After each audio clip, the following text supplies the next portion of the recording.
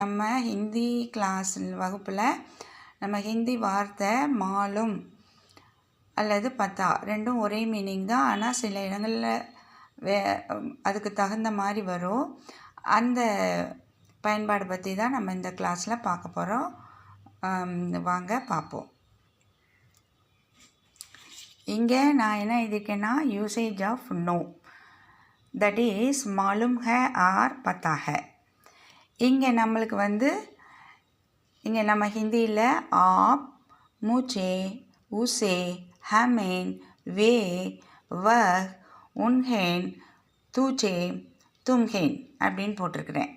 அதுக்கு மீனிங் உங்களுக்கு இங்கிலீஷ்லேயும் தமிழ் இங்கே தமிழ்லேயும் இங்கே இங்கிலீஷ்லேயும் போட்டிருக்கிறேன். இங்கே ஹவு டு ப்ரொனவுன்ஸ் இன் ஹிந்திங்கிறதுக்காக இங்கே தமிழில் ஆப், முझे, உசே, ஹமேன், வே,